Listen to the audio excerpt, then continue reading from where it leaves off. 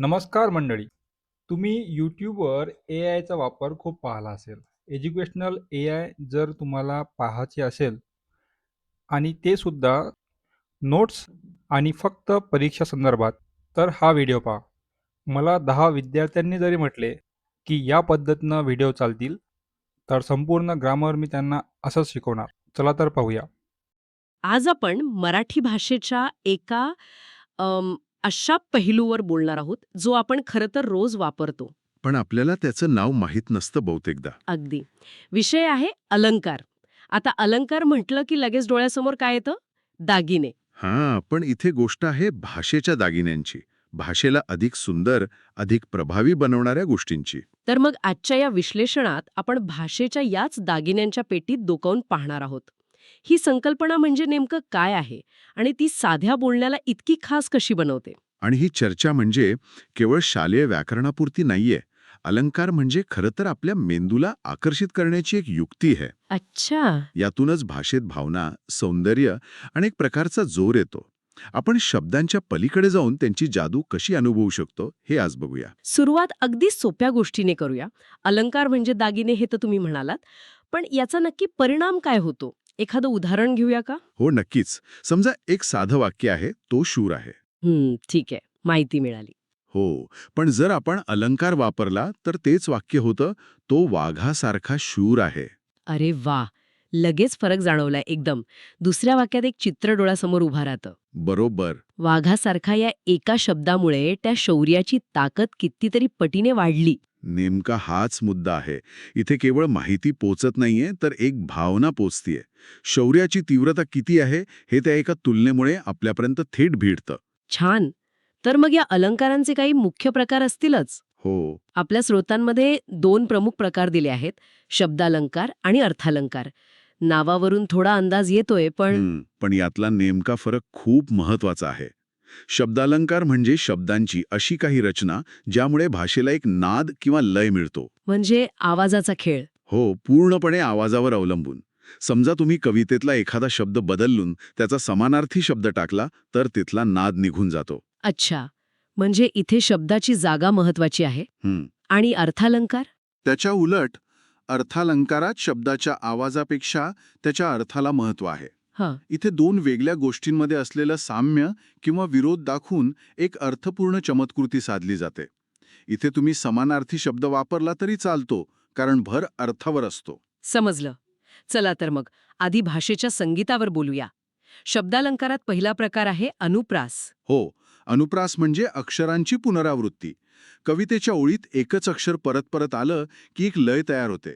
ऐकायला खूप गोड वाटतं. मला एक ओळ आठवतीये.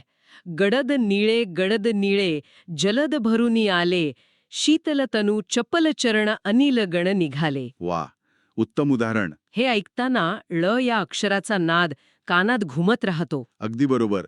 निळे, जलद, शीतल, चपल, अनिलगण या लच्या पुनरावृत्तीमुळे त्या ओळीला एक संगीत मिळालं आहे, म्हणून ती लक्षात राहते. बरोबर.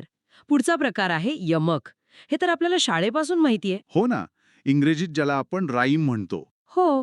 पण यमक म्हणजे फक्त कवितेच्या शेवटी येणारे शब्द नाहीत बरं का. अच्छा. कवितेच्या ओळीत ठराविक ठिकाणी, मग ते मध्ये असो वा शेवटी, सारख्या उच्चाराचे पण वेगळ्या अर्थाचे शब्द आले की यमक साधला जातो. उदाहरणार्थ, मना चंदनाचे परित्वा झिजावे, परियंतरी सज्जणा निवावे. इथे झिजावे आणि निवावे. या शब्दांमुळे यमक साधला गेला आहे आणि त्यामुळे त्या ओळीला एक पूर्णत्व येतं, एक गेयता येते. आणि शब्दालंकारातला तिसरा आणि माझ्या मते सगळ्यात मजेशीर प्रकार आहे श्लेष. हो, हा एक प्रकारे शब्दांचा खेळ आहे. यात एकाच शब्दाचे 2 अर्थ असतात. बरोबर. एकच शब्द वाक्यात अशा ठिकाणी वापरला जातो की त्याचे दोन्ही अर्थ तिथे छपखल बसतात. जसं की, हे मेघा तू सर्वांना जीवन देतोस. हे वाक्य साधं वाटतं, पण यातली गंमत वेगळीच आहे. इथे जीवन या शब्दाचे 2 अर्थ आहेत. एक म्हणजे पाणी, आणि दुसरा आयुष्य. अलंकार. हां, हे जरा जास्त गुंतागुंतीचे वाटतात. वाटतात. पण त्यांच्या मुळाशी एक सोपी संकल्पना आहे, तुलना. बहुतेक अर्थालंकार हे 2 गोष्टींची तुलना करण्यावरच आधारलेले आहेत. ओके. आणि ही तुलना समजून घेण्यासाठी एक सोपं सूत्र आहे, ज्यात 4 घटक आहेत. सूत्र? म्हणजे हे गणितासारखं आहे का? हो, एक प्रकारे भाषेचं गणितच आहे. ते 4 घटक म्हणजे एक उपमेय, म्हणजे ज्या गोष्टीची आपण तुलना करणार आहोत. म्हणजे समजा महेश. बरोबर. 2 उपमान, म्हणजे ज्याच्याशी आपण तुलना करणार आहोत, जसं की वाघ. ठीक आहे. 3 साधर्म्य, म्हणजे दोन्हीमधला समान गुणधर्म, इथे शूरपणा. आणि 4 साम्यवाचक शब्द. म्हणजे सारखा, प्रमाणे असे शब्द. अगदी बरोबर. या 4 घटकांना वेगवेगळ्या प्रकारे वापरून अनेक अर्थालंकार तयार होतात. वा, हे तर खूप सोपं झालं. म्हणजे या 4 घटकांवरच सगळा खेळ आहे. मग पहिला आणि सगळ्यात प्रसिद्ध प्रकार म्हणजे उपमा. हो. उपमा अलंकारात उपमेय आणि उपमान यांच्यातलं साम्य सरळ सरळ दाखवलं जातं. हे ब सारखं आहे असं स्पष्ट सांगितलं जातं. जसं की सावळाच रंग तुझा पावसाळी नभापरी. बरोबर. इथे प्रेयसीच्या रंगाची तुलना थेट पावसाळी आभाळाशी केली आहे, परी हा शब्द वापरून. हं, पण आता पुढचा प्रकार बघा, रूपक. हा उपमापेक्षा जास्त प्रभावी मानला जातो. का?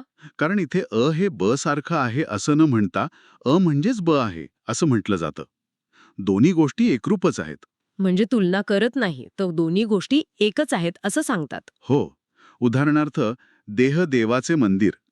इथे कवी देह मंदिरासारखा आहे असं म्हणत नाहीये. तो थेट म्हणतो देह हे मंदिरच आहे. अच्छा. यामुळे काय होतं की आपल्या मेंदूला विचार करायला वेळच मिळत नाही. देहाबद्दल बोलताना मंदिराची पवित्रता थेट जाणवते. खरंय. रूपक जास्त प्रभावी वाटतं. आता पुढचा प्रकार आहे उत्प्रेक्षा. यात जणू, गमे, वाटे, भासे असे शब्द वापरतात. हो, उत्प्रेक्षा म्हणजे एक प्रकारची कल्पना. इथे उपमेय हे जणू उपमानच आहे अशी कल्पना केलेली असते. म्हणजे ते खरं नसतं. नाही, पण ती तशी असावी असं कवीला वाटतं. जसं की ती गुलाबी उषा म्हणजे परमेश्वराचे प्रेम जणू. म्हणजे सकाळची ती लाली म्हणजे खरं प्रेम नाहीये, पण कवीला तशी कल्पना करायला आवडतीये. यात एक काव्यात्मकता आहे. बरोबर. यातून वास्तव नाही तर कवीची भावना व्यक्त होते. पण याच्या अगदी विरुद्ध एक अलंकार आहे, अनन्वय. अनन्वय हे नावच वेगळं आहे. याचा अर्थच आहे की दुसरा संबंध नाही. जेव्हा उपमेयाची तुलना करण्यासाठी जगात दुसरी कोणतीच योग्य गोष्ट मिळत नाही. तेव्हा त्याची तुलना स्वतःशीच करावी लागते. अगदी बरोबर. जसं की आहे ताजमहाल एक जगती, तो त्याच्या परी. ताजमहालची तुलना दुसऱ्या कशाशी करणार? ओके, म्हणजे आतापर्यंत आपण साम्य दाखवणारे अलंकार पाहिले, पण आता जरा वास्तवाला वेगळ्याच प्रकारे दाखवणारे अलंकार पाहूया, जसे की अतिशयोक्ती. हो, आणि हा आपल्या रोजच्या बोलण्याचा भाग आहे. हो ना. अतिशयोक्ती म्हणजे कोणतीही कल्पना आहे त्यापेक्षा खूप फुगवून सांगणे. यात अशक्यप्रायता असते. ते प्रसिद्ध उदाहरण आहे ना, दमडीचं तेल आणलं, त्यात उंट पोहून गेला. बरोबर. हे अशक्य आहे आपल्याला माहीत आहे. पण थोड्याशा गोष्टीतून किती जास्त कामं केली हे सांगण्याचा हा एक मजेशीर मार्ग आहे. आपणही म्हणतोस की मी तुला 100 वेळा फोन केला. हो, किंवा मी कामात डोकं वर काढायला वेळ नाही. ही सगळी अतिशयोक्तीच आहे. खरंय. आणि ह्याच्या जोडीला येतो चेतन गुणोक्ती, म्हणजे निर्जीव वस्तूंना सजीव मांडणे. हो, म्हणजे त्या माणसांसारख्या वागतात, बोलतात किंवा त्यांना भावना असतात असं दाखवणं. जसं की चाफा बोलेना, चाफा चालेना. चाफा खंत करी काही केल्या फुलेना. इथे चाफ्याचं झाड रुसलेल्या माणसासारखं वागतंय. हां, याचा मानसशास्त्रीय परिणाम खूप मोठा आहे. यामुळे आपण त्या निर्जीव गोष्टींशी भावनिकरित्या जोडले जातो. त्यांना समजून घेणं सोपं जातं. आता शेवटच्या टप्प्याकडे येऊया, जिथे तर्क आणि विरोधाभास आहे. दृष्टांत आणि अर्थांतरन्यास हे 2 प्रकार आहेत. हो, ते जवळपास सारखेच वाटतात. थोडासा गोंधळ होऊ शकतो, पण फरक सोपा आहे. दृष्टांत म्हणजे एखादी गोष्ट पटवून देण्यासाठी समर्पक उदाहरण किंवा दाखला देणे. जसं तुकारामांच्या अभंगात आहे. लहानपण देगा देवा, मुंगी साखरेचा रवा. बरोबर. लहान असण्यात किती गोडवा आहे हे पटवून देण्यासाठी त्यांनी मुंगी आणि साखरेचं उदाहरण दिलंय. आणि अर्थांतरन्यास त्यात उलटं असतं. इथे एखादं विशिष्ट उदाहरण देऊन त्यावरून एक सार्वत्रिक नियम किंवा सिद्धांत सांगितला जातो. अच्छा. जसं की कठीण समयता कोण कामास येतो. हे एक उदाहरण नाही तर एक सार्वत्रिक सत्य मांडणारा प्रश्न आहे. आणि शेवटची जोडी विरोधाभास आणि व्यतिरेक. विरोधाभास म्हणजे वरवर विरोध दिसतो, पण आतमध्ये खोल अर्थ दडलेला असतो. अगदी बरोबर. जसं की जरी आंधळी मी तुला पाहते. हे ऐकल्यावर वाटतं की हे कसं शक्य आहे. हो, पण याचा खरा अर्थ आहे मी डोळ्यांनी नाही तर मनाने तुला पाहते. वरवरचा विरोध एका खोल सत्याला समोर आणतो. आणि व्यतिरेक? व्यतिरेकमध्ये उपमेय हे उपमानापेक्षा श्रेष्ठ आहे असं सांगितलं जातं. अच्छा, म्हणजे आतापर्यंतच्या तुलनेचा उलट. हो, आतापर्यंत आपण उपमेय हे उपमानासारखं आहे असं म्हणत होतो, पण इथे उपमेय सरस ठरतं. उदाहरणार्थ, अमृताहुनी गोड नाम तुझे देवा. म्हणजे देवाचं नाव अमृतापेक्षाही गोड आहे. बरोबर, इथे उपमेयाचं श्रेष्ठत्व सिद्ध केलं आहे. तर आपण या सगळ्या चर्चेचा आढावा घेतला तर आपल्या लक्षात येईल की अलंकारांचे काही गट पडतात. शब्दालंकार हे भाषेच्या नादावर भर देतात. म्हणजे अनुप्रास, यमक, श्लेष. आणि अर्थालंकारात उपमा आणि रूपक सारखे अलंकार साम्य दाखवतात. अतिशयोक्ती आणि चेतन गुणोक्ती आपल्या कल्पनाशक्तीला ताण देतात. आणि विरोधाभास किंवा दृष्टांत सारखे अलंकार तर्क वापरतात. अगदी बरोबर. म्हणजे हे केवळ व्याकरणाचे नियम नाहीत, तर विचार व्यक्त करण्याचे, भावना पोचवण्याचे आणि कल्पनाशक्तीला चालना देण्याचे वेगवेगळे मार्ग आहेत. खरं तर अलंकार हे साहित्याचा आत्मा आहेत, हेच खरं.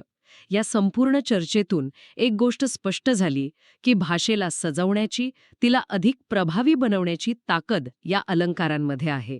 साधे विचार सुद्धा किती परिणामकारकपणे मांडता येतात हे कळतं. हो ना? बरोबर. पण जाता जाता एक विचार मनात येतो, जो आपल्या श्रोत्यांनी पुढे घेऊन जावा. काय? आपण आज अनेक जुन्या काव्यात्मक उदाहरणांबद्दल बोललो. पण एक प्रश्न असा आहे की आजच्या जगात, म्हणजे जाहिरातींच्या टॅगलाईन्समध्ये, सोशल मीडियाच्या कॅप्शन्समध्ये किंवा अगदी आपल्या रोजच्या गप्पांमध्ये आपण नकळतपणे यापैकी कोणते अलंकार सर्वात जास्त वापरत असतो? मनारिक प्रश्न आहे. भाषेला सजवण्याच्या या जुन्या पद्धती आजच्या काळातही तितक्याच प्रभावी आहेत का, की त्यांचं स्वरूप बदललं आहे?